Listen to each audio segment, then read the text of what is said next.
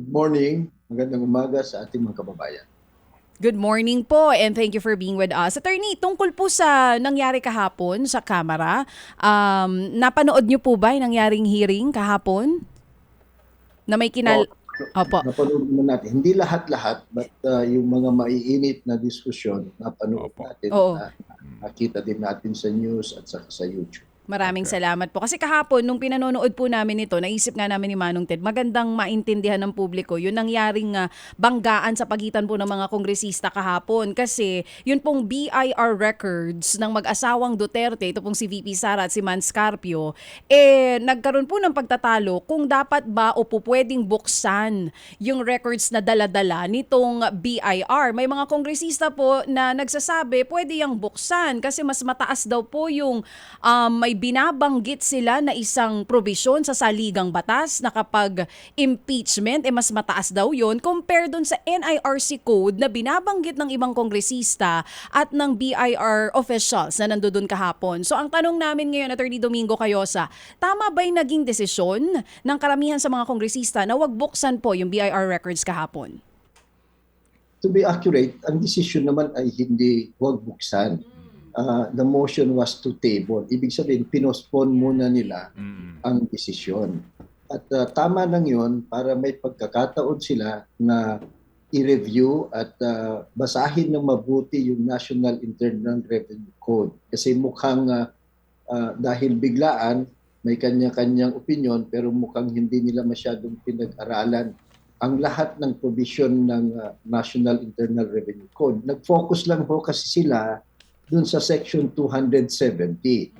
Dahil na rin, mismo yung nakakapagtaka, yung mismo Commissioner ng BIR, yun ang kanyang ginigiit. Malinaw naman doon na yung Section 270 is directed against any BIR official or employee na unauthorized use of the income tax return. So yun ang pinapaalala niya sa mga congressman na yun ang sundin ninyo. Kaya ibibigay ko ito sa inyo pero mukhang hindi nyo pwedeng buksan yan kasi merong Section 270. Pag-aralan nila yan, and I suppose they will do it quickly, yung mga abogado nila, makikita ho nila na merong Section 71 sa National Internal Revenue Code na nagsasabi na lahat ng internal, yung ITR, income tax return, will be filed with the commissioner and shall constitute public records. At yan, pwede ho yang ma-inspect at magamit upon the order of the President under rules and regulations to be prescribed by the Secretary of Finance. So hindi ho totoo na sikreto yan o kaya confidential. They are public records and they may be used in accordance with law. Ito naman Kongreso, naiintindihan natin, meron ho kasi silang malinaw na subpoena powers under the Constitution. So kung pinasubpoena nila yan, sagot na nila, sila na magde-decide kung anong gagawin nila. So dinala na ng NIRC doon, gusto pa niyang bawiin. Tama lang naman yung desisyon nila na hindi na namin ito ibabalik sa iyo. May subpoena power kami, sumunod ka, alinsunod naman yan sa malinaw na poder ng Kongreso. Ngayon, nag-iimbestiga sila tungkol dito sa impeachment complaint. So, may jurisdiction sila. So, hopefully, mapag-aralan nila ito, no? Pati nga ho yung mukhang nakalimutan din nila yung bagong batas, yung Ease of Paying Taxes Act of January 2024. Bago lang ho kasi ito. Malinaw din ho doon na yung mga datos ng BIR are yung pag-process nito kasama yung pagbubunyag o pag-access subject to data privacy law and other laws or disclosure of information to the public in adherence to the principles of transparency, legitimate purpose, and proportionality. So malinaw din ho dito sa mas bagong amendatory law sa National Internal Revenue Code na pwede ho yan in accordance with law. Ang importante lang, merong batayang batas o proseso na nag-o-authorize dun sa paggamit dun sa mga information na hawak ng BIR. Oo, at may Hindi ho absolute yung Oo, sinasabi. ng Hindi ho NIR. Oo, ng BIR Commissioner. So sa madaling salita, hindi applicable yung bringing up na NIRC law kahapon or provision. Tama po yung naging isang parang punto nung isa sa mga kongresista doon na binabanggit niya kapag impeachment daw po ang usapan, mas mauunang masunod yung konstitusyon natin and even the impeachment rules more than the NIRC or the code na binabanggit po kahapon. Tama po ba yun? Fundamental naman ang Mhm. pinakamatas na batas natin, konstitusyon. Yes po, oo. Dalawa, pagdating sa impeachment, siyempre, ang susundin ng Kongreso, yung impeachment rules nila. If that is, and they have the power under the Constitution to promulgate their own impeachment rules. So, hindi yan pwedeng pakialaman ng kanino man. So, malinaw ho yan. But it's not even a dispute o kaya a comparison between the Constitution, impeachment rules, o kaya yung National Internal Revenue Code. You just look at the National Internal Revenue Code and the mandatory law, yung Ease of Paying Taxes Act, yung Section 46 nun, at saka yung Section 71 ng National Internal Revenue Code, the old one, provision. Malinaw ho na may mga exceptions dun sa sinasabi ng BIR Commissioner na confidential lahat yan. Hindi ho. So hindi ho ganung kahirap ma-access ang income tax return kasi nga ho, by its very nature sa Section 71 ng NIRC, it is public record. Mhm. Even po yung isang punto na sige, sabihin na natin si VP Sara kasi public official, baka mas madali. Nag-raise ng point yung isang kongresista kahapon na paano yung asawa niya. Hindi naman daw po public official. Pwede pa rin na makita yung kanyang records? Kung joint filing ho yan, ITR, it doesn't matter kung private ka or public official or private individual. Pag ITR, ang sabi ng Section 71, ang linaw, public record yan. So mukhang hindi lang ho nila na-harmonize yung iba't ibang provision ng NIRC mismo, yung bagong amendatory law, at yung provision ng Data Privacy Act. Opo. And sir, yun ho bang pag-iingat no, ng Committee on Justice ay tama rin lang naman, ano? Kasi nga nag-iingat lang sila na baka na naman sila Supreme Court, ma-technical, etc. But tama ho naman yun, yung ganun pong disposisyon so far, no? Tama ho. At we have to commend yung kanilang chairperson. Oo. Inaagapan niya yun para hindi naman mabibigyan ng mitsa ang sino mang disgruntled party na magpapasaklolo na naman sa Supreme Court at baka naman pakikialaman na naman nila yung proseso ng impeachment na sa konstitusyon, puder naman yan ng ating mga elected representatives. Opo. Pero it is also nga sana better for the House na bago sila magsubpina doon sa STECCOM na ganito, alamin nila muna. Oo, yung kanilang poder. Kasi nga, di ba, kung nanonood ka, poder ninyo, nagsubpina kayo sa mga dokumentong ito, tapos hindi nyo pala mabuksan-buksan yan. Di ba? Para, go ahead, attorney. Opo. Well, we have to presume na ginagawa nila ang kanilang trabaho. Kahit hindi sila abogado, dapat aralin nila. At kung hindi sila abogado, binabayaran naman natin ang sweldo ng kanilang mga legal staff. Lahat sila meron. So, i-presume, pinag-aralan nila yan.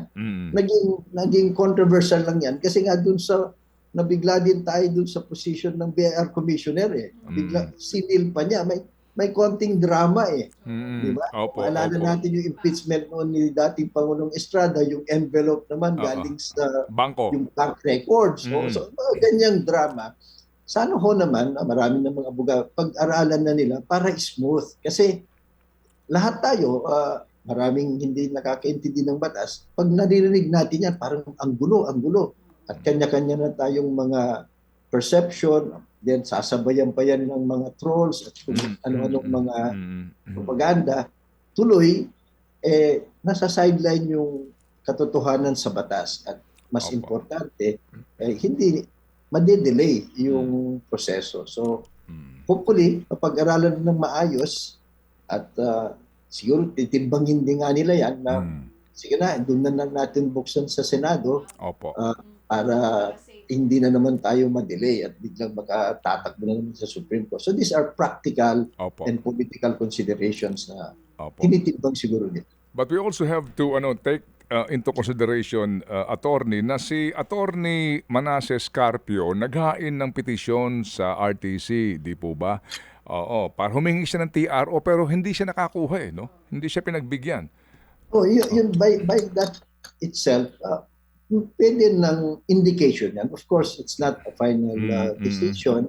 Pero the fact na hindi ka binigyan ng TRO, ibig sabihin, kulang ng basihan. Ibig sabihin, yung question mong ginagawa nila, may basihan sa batas. Opo, Diba? opo. So, yun ho, sana lahat yan, magandang punto yung Ted, tingnan nila.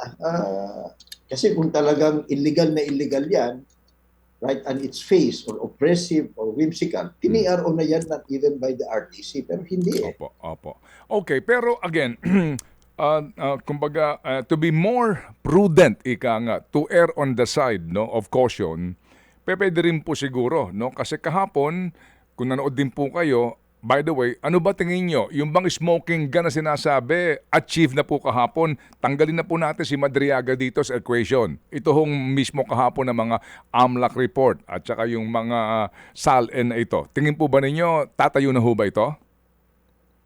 Well, as evidence by themselves, these are very credible. Bakit? Kasi hindi ho ito base sa laway eh.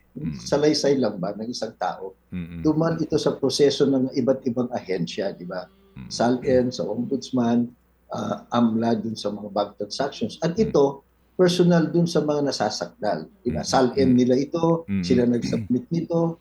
Yung ITR, sila nag-submit nito. Yung mga bank accounts nila, dun dumadaan yung pera nila. So, ito, these are mabigat ho ito, matimbang, hindi na natin pwedeng sa politikahan lang yan o nabayaran ng witness kasi yung mga nagsasalita, nagdadala ng mga ebidensya, they just do that in their official capacity and as heads of their offices. Pero katakot-takot na official duty ang nangyari para mailabas at mabuo yan. So, matimbang ho yan. Of course, kaya nga may proseso, para mabigyan ng pagkakataon yung Vice President na mag-explain that the facts are there, kita na natin. The next move sana is for them to sufficiently explain saan ba nanggaling yung pera, bakit yung SALN niya ganyan, bakit yung ITR na ganyan, hindi magkakatugma.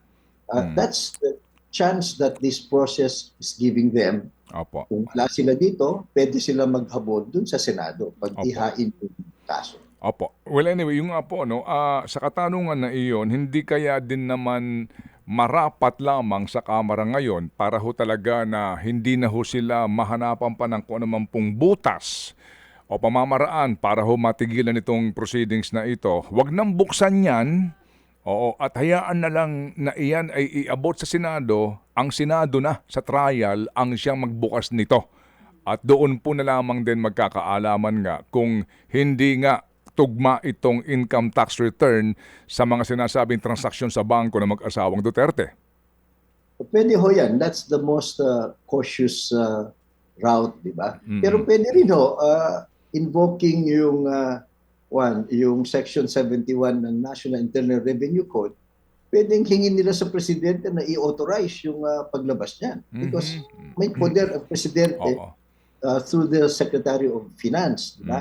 Pangalawa, pwede rin ho na i-invoking Section 270 of the NIRC, hingin nila sa Vice President na, sige, kung wala ka naman tinatago, mag-waive ka na lang. Buksan natin kasi ITR lang naman yan. Diba? Sila naman ang gumawa, under oath pa yan. So, yun yung mga mas shortcut sana, Ted. If there is really an interest and willingness na malaman ang katotohanan. Opo, but unfortunately nga po, hindi nga nasipot si VP Sara sa mga imbitasyon sa kanya dito po sa pagdinig na ito. Okay, so klaro na po yan. Speaking of the President, kahapon po ang Supreme Court and Bank directed the President, and Executive Secretary Ralph Recto to comment on a petition calling for the Chief Executive to take a hair follicle test and other examinations over long-standing but unsubstantiated claims of drug use. Attorney, bagamat pinakokomento lang sila, no? Wala pa talaga ditong disposisyon ng kataas-taasang hukuman. Dito ho ba pwede mag-invoke ang presidente ng right against self-incrimination? Well, maari, Ted, pero as I keep on explaining, they should avoid that. Kasi pag yung right against self-incrimination, ibig ko sabihin, ang sinasabi mo, pag sumagot ako dyan, ma-incriminate ako, mapapahamak ako, baka makasuhan pa ako. Kung matino kang tao, hindi mo i-invoke yan. Maaring i-invoke niya yung privacy o kaya sasabihin niya walang batas at hindi pwedeng i-compel either the president or any other any other individual, any other citizen to do those tests kung wala namang matimbang na dahilan. Wala namang kaso. And ito nga, sabi dun sa unsubstantiated. So bakit ka naman tumalima na basta may magsabing magpa-test ka nga ng hair follicle o kung ano-anong mga test. Unsubstantiated pa naman yung mga allegation niya.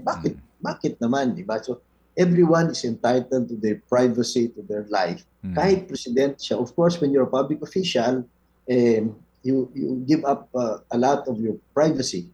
Pero dun sa Constitution din, Ted, alalahanin natin, there is a duty on the part of the executive to disclose the true nature of the health of the president only if yung kanyang sakit o yung ailment niya would render him incapable of discharging the functions of the presidency. Opo.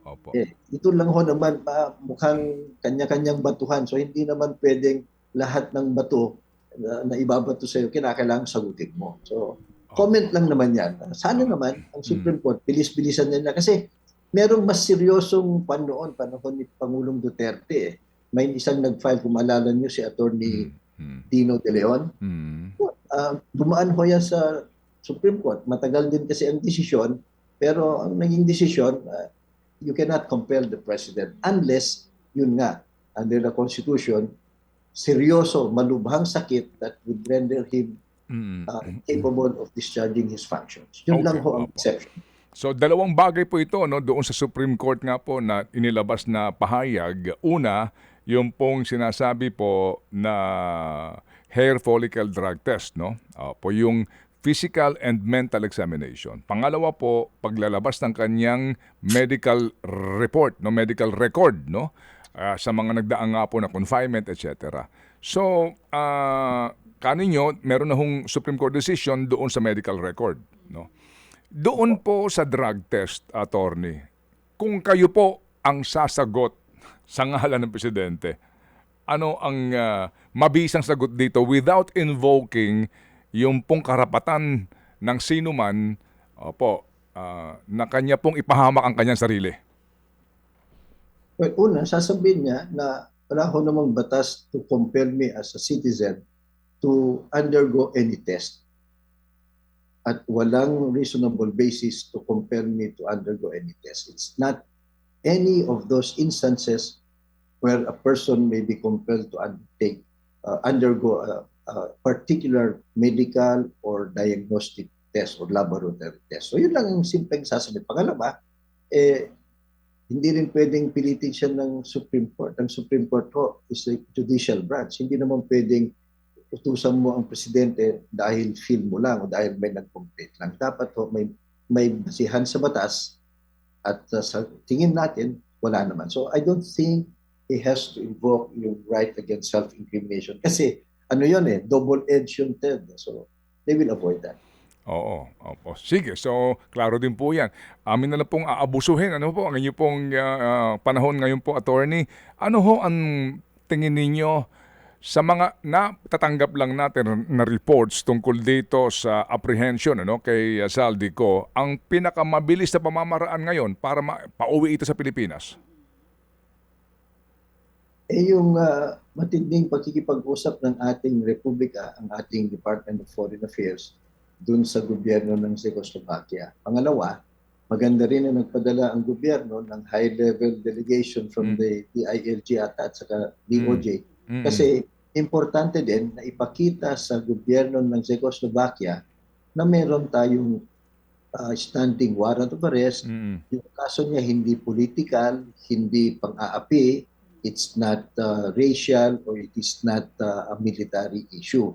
So ito ho kasi yung mga tinitignan ng ibang bansa pagdating dun sa mga banyaga na nasa kanila. Para din ma-preempt any attempt or intention on the part of former Congressman Saldico na to seek again political asylum, kagaya ni Professor Harry Roque. So yung mga desisyon kasi, order at batas natin sa Pilipinas, hindi ho naman automatic na kinikilala yan dun sa ibang bansa. So kinakailangan magdala sila ng official copy, explain nila. Ganun lamang ho yan. Kung ma-convince sila, makita na nila yan, isusurrender, bibigyan na sa atin yung tao. Kasi as far as they're concerned, hindi na citizen yun eh. Pilipino yun. So kung may kaso siya, tama lang naman na ibalik siya dun sa korte, dun siya managot o dun siya yung jurisdiction ng korte. That's a usual diplomatic courtesy and that's standard in international. Opo. Well, concerning sa Saldico, siya ang binanggit ni dating Speaker Martin Romualdez sa kanyang video message. Would you care to comment dito po sa naging pahayag kung napanood po ninyo at nabalitaan ang mga sinasabi ni Martin Romualdez tungkol sa kanyang pagiging ginagawang scapegoat at kumbaga hindi ako solong babaksak dito? Go ahead po, attorney, please. Una, para sa taong bayan at para sa transparency and accountability in public office, mabuti at maganda na nagsalita si former Speaker Romualdez. Pangalawa, mas maganda sana kung yung mga sinasabi na niya sa video, panumpaan niya. So it gains more weight. No? Pangatlo, maganda rin yung nakikita natin na yung mga pinaghihinalaan na nasa sentro nitong tambuhalang systematic corruption sa gobyerno, nagtuturuan na. So ang tinuturo niya ngayon, si Saldico at saka si Senator Escudero, kasi sila naman daw yung co-chair ng BICAM committee kung saan siningit yung mga bilyon-bilyones na yan. So nagtuturuan na yan. Nabanggit din niya na command responsibility daw ng executive. May punto din siya, that's an accepted principle, pero kailangan masubstantiate din mga detalye. Hindi naman pwedeng dahil isite mo generally accepted principle, krimen na yon. It has to particularize kasi nga naman yung budget, galing naman talaga ang proposals sa executive branch, ina-approve, ina-amyendahan ng Kongreso at pinipirmahan uli ng executive branch. So kung nagkamali o nagkaroon ng negligence o napalusutan ng presidente, dapat malaman din natin, di ba? At sino-sino ba ang gumawa ng kalokohan? Yun ang punto. They have to particularize under oath at dumaan sila sa proseso. Masok sila sa ilalim ng investigasyon. Para sa ganun, mas kapani-paniwala ang sinasabi nila. Hindi lang video statements o statements ng abogado. Well, ang sabi naman po ni former speaker, sabi niya, in fairness, nasabi ho naman niya, ako dumadaan na ako sa legal process. Yun ang sabi niya handa naman akong dumaan dyan. Pero ika niya, mukhang ginagawa na akong scapegoat. Ang exact words niya, no? I will not go quietly and I will not go alone. Okay, sabi niya, I'm telling everyone, now. And sabi pa niya, I know many things about this current administration and past administration as well. Kumbaga, hello, dami kong alam sa inyo, I will not go quietly and I will not go alone. Reaction, please. Naintindihan natin ang kanyang pinanggagalingan at kapani-paniwala naman sapagkat malapit naman siya sa Pangulo, Speaker of the House siya ng matagal, di ba, Congressman. So marami siyang alam. Hindi lang sa administrasyon na ito, kasama na yung nagdaan. At may nabanggit pa siyang isang personality, si Congressman yung in-law nila, Chanco. So I'm sure, kapani-paniwala, marami siyang alam. Ang question na lang, hihintayin natin, alin dun sa mga alam mo ba ang ibubulgar mo?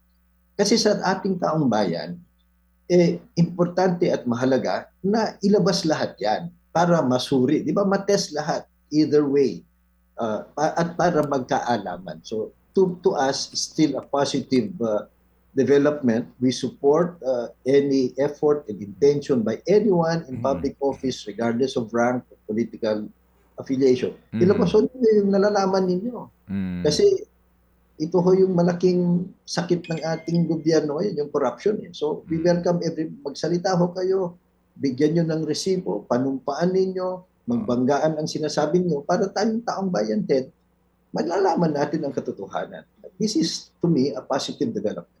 Okay, yung nga lang, ano po, tingin ho ba ninyo dapat ngayon na?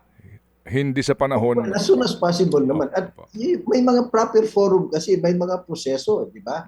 Investigasyon no, ng ICI, na-unsya naman. Ngayon, Ombudsman, Sandigan Bayan, sa impeachment. So, I'm sure, alam naman natin yan, Ted. Ang daming alam ang mga ito eh. Huwag lang selective. Kung talagang gusto nyo ng magpakabayani at tulungan ang ating bansa, iahon mula sa korupsyon, magsalita na kayong lahat, ibunyag nyo na lahat, hindi na selective. At padaanin sa tamang proseso and allow yourself to be examined also. Opo. Tamang proseso, si dating Yusek Bernardo ay dumaan sa proseso, no? Naglantad na siya, nag-affidavit na siya, supplemental affidavit pa, and then yung nga may mga pinag-uusapan na pagsasauli ng pera, at siya po ay supposed to be nga po nag-tell all na. At siya ay state witness ngayon. Si Martin Romualdez kaya pwede maging state witness? Depende sa nalalaman niya. Number one yan. Pangalawa, depende ang kanyang partisipasyon dito sa anumang kaso na pinag-uusapan. Kasi case by case yan, Ted. Kasi ang approach ngayon, hindi ko naman isang kaso lang eh. Per project, per diversion, per commission as may be supported by available evidence. So tama lang naman yan. So depende kung anong kaso. Siguro in other cases na hindi siya yung principal actor na nasasangkot, maaari. Lalo na kung kaya niyang i-corroborate ito with other evidence or other witnesses. From where he came from and where he is now, meron siyang kakayanan na gawin niya. So sana nga ho, kumbaga ay mabasbasan lahat, ma-enlighten lahat, at magsalita na ho sila. Pero yun nga, sa tamang forum, hindi hanggang press release lang. Dapat may follow-through, may resibo. Opo. Sige, so Attorney Cayosa, again muli po kami ay lubos na nagpapasalamat sa inyo. Ang dami pong nakikinig, nanonood sa atin ngayon na muli po natuto dito po sa inyo pong mga ipinaliwanag sa isyung pambayan. Salamat, Attorney. Maraming salamat. Magandang umaga po sa lahat. Thank you. Dati pong presidente ng Integrated Bar of the Philippines. Sa iba pang mga balita at impormasyon, sundan niyo po kami sa X, Instagram, Facebook at syempre sa TikTok, True Network PH. Mag-subscribe din po kayo sa aming YouTube channel, True Network. May website din po tayo, truenetwork.ph, at pwede nyo rin po kaming mapanood sa Channel 19 ng aming True FM TV. Lagi pa rin makinig sa radyo dito po sa 105.9 True FM dahil dito, lagi po sa'yo, kapatid. Dito tayo sa totoo, tunay at tapat.